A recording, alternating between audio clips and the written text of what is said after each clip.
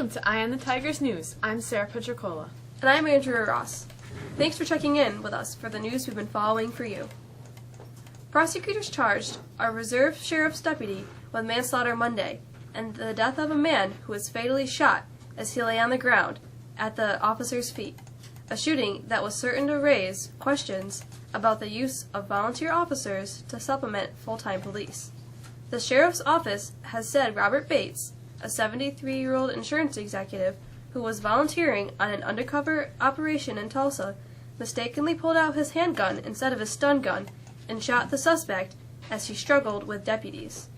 Bates, who is white, was charged with second-degree manslaughter involving culpable negligence for the April 2nd death of Eric Harris, a 44-year-old black man. If convicted, he could face up to 4 years in prison.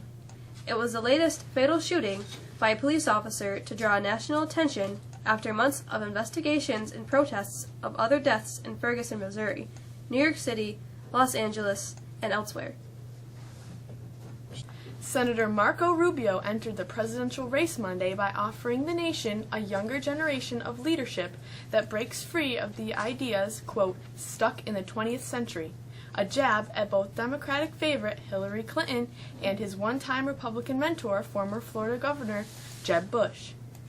Standing in front of the banner that proclaimed a new American century and repeating that refrain throughout his kickoff speech, the 43-year-old Cuban-American used his first turn as Republican presidential candidate to take on two of America's political dynasties. In doing so, he bet heavily on the electorate's frustrations with Washington and his ability to change how his party is seen by voters. Rubio joined several other GOP candidates who have announced recently, while Clinton becomes the first Democrat to announce her candidacy. She is her party's clear favorite. Rejecting pleas for mercy, a federal judge on Monday sentenced former Blackwater security guard Nicholas Slatten to life in prison and 3 others to 30-year terms for their roles in a 2007 shooting that killed 14 Iraqi civilians and wounded 17 others. The carnage in Baghdad's Nazar Square, a crowded traffic circle, caused an international uproar over the use of security guards in war zone and remains one of the low points of the war in Iraq. U.S. District Judge Royce Lamberth sentenced Slatten, who witnesses said was the first to fire shots in the melee, to life in charge on SUNY Chancellor Nancy Zimpher on Monday urged students and parents not to sit out this month's round of standardized testing, according to Time Warner Cable News. Hundreds of thousands of elementary and middle school students across the state sat down this morning to take the first part of the English language exams. Math exams begin next week. The call to participating in the state tests for students come as the statewide teachers union and a host of the advocacy organizations allied with the New York State Unified Teachers urge parents to have their children opt out of the examinations. Some estimate that more than 200,000 children will refuse to take the test. The debate has grown even more heated as the state budget, at Governor Cuomo's urging, created a new teacher evaluation system that will grade teachers both on the test performance and the in-class observation. Students should take the tests, Zimpher argues, in order to provide a roadmap for determining how well they are doing in this point in their education.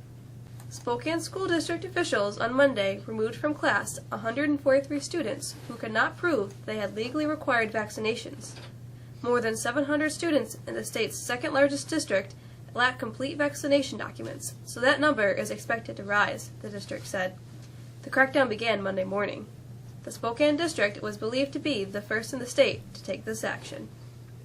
HBO says leaked episodes of Game of Thrones came up within a group given approval to receive them. The premium cable channel said it's actively assessing how the breach occurred, declining Monday to provide further details. Saturday's piracy occurred the day before the Game of Thrones returned to its 5th season. 4 of the season's 10 episodes were leaked online to torrent sites. Within an hour, there were reportedly more than 1 million downloads of Episode 1. Media critics and reporters are among those who routinely received advance copies of HBO programs. The DVDs are marked with serial numbers to identify the recipients. The leaks come from the heels of the launch of HBO Now, a standalone streaming service for fantasy drama, Game of Thrones, and other HBO fare. An airport worker's shift started early at 5 a.m. and ended with an unfortunate nap in the cargo hold of a departing Alaska Airlines flight bound for Los Angeles. When he realized what was happening, his begging for help could be heard by both the pilots and first-class passengers aboard Flight 448. The plane had just taken off on Monday afternoon when the pounding noise from down below started, the airline said. The captain immediately returned to Seattle-Tacoma International Airport and declared an emergency for priority landing. The plane was airborne for 14 minutes. After the plane landed, a ramp worker came out of the front of the cargo hold, which Alaska said is pressurized and temperature controlled. We jumped right into summer yesterday, with temperatures climbing to near 80 degrees. What can we expect moving forward? Here's Alyssa with the forecast.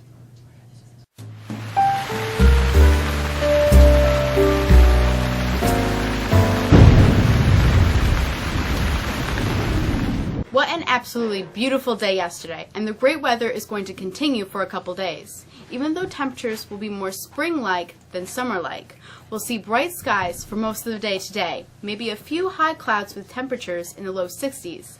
Sun stays out for Wednesday, while temperatures remain normal for this time of year at 60. A few more clouds expected to work in on Thursday, but we'll see temperatures rise to near 70s before some wet weather spoils the end of the week.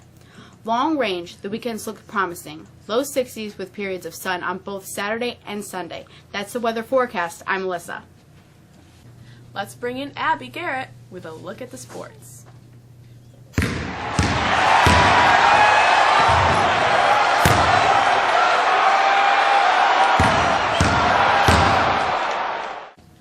Former NFL running back Lawrence Phillips is suspected of killing his cellmate in a Central California prison, officials said Monday.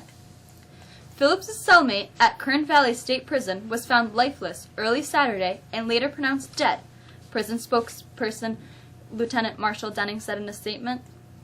Phillips, 39, was once one of the nation's top college football players at Nebraska. He played for the St. Louis Rams until being released in 1997 for insubordination.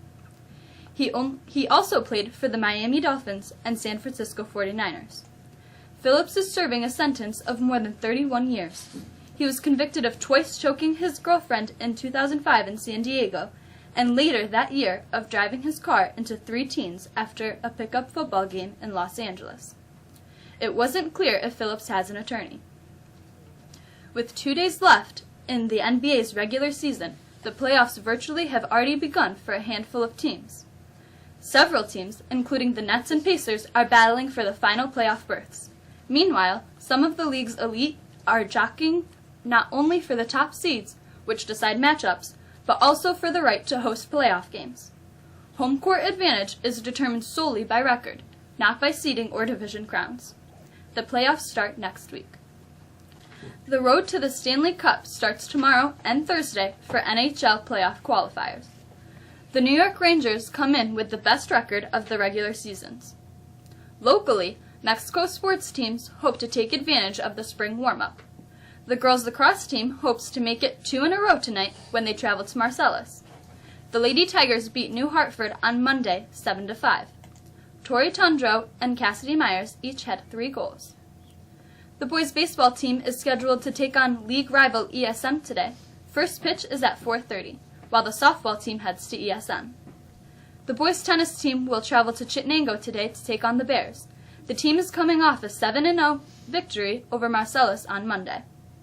Looking ahead to Wednesday, the boys and girls track teams host Homer for its league meet. That's it for sports. I'm Abby Garrett. Here's Shannon Corey with a peek at what's on the calendar.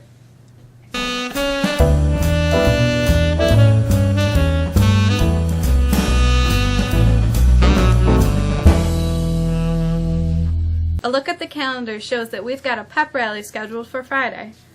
Student Council will again organize this year's spring rally during 5th period. Tomorrow, there will be an evening of prom event in the cafeteria from 3:30 to 5 p.m. and 6 to 8 p.m. If you are a junior or senior looking for formal wear for the prom or senior dinner dance, the following items will be available free of charge: prom dresses, shoes, jewelry, and makeup samples. There will be an opportunity to sign up have your hair done for free of charge the day of the prom. There will be discounts on tuxedos from 3 different vendors. Additionally, 2 local florists will be available to order corsages and boutonnieres. If you have any questions, please see Miss Arroyo, Mrs. Maloney, Miss Batchelor, or Mrs. Harder. This Thursday, the high school will host a celebration of learning. Parents are invited to attend the event beginning at 6 o'clock. The night will feature what individual teachers are doing in their classrooms. All local Dollars for scholarships will be closing soon. Seniors are encouraged to make sure that you are looking at your profile and going back to My Scholarship section to fill out any questions and essays. Of course, the 3rd quarter officially ends this Friday, with grades reported next Tuesday. 3 quarters down, that can only mean that we have 10 weeks left. We want to wish Mexico's mock trial team good luck as they begin their competitions this week. And finally, we should remind anyone who holds a job that tomorrow is the deadline to file an income tax report for both state and federal governments. Those forms must be postmarked by midnight. That's it for now. I'm Shannon Corey. And finally, we welcome Kennedy with our history lesson.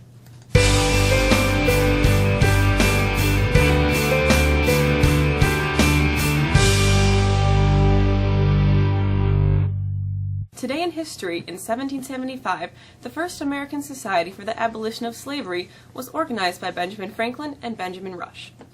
In 1828, the first edition of Noah Webster's American Dictionary of the English Language was published. In 1865, President Abraham Lincoln was shot and mortally wounded by John Wilkes Booth at Ford's Theater in Washington, D.C. He died the next day. In 1912, the British liner Titanic collided with an iceberg in the North Atlantic and began to sink. And in 1939, The Grapes of Wrath by John Steinbeck was published. For the staff of Eye on the Tigers News, I'm Andrea Ross. And I'm Sarah Petricola. Have a great day, and look for us again on Wednesday.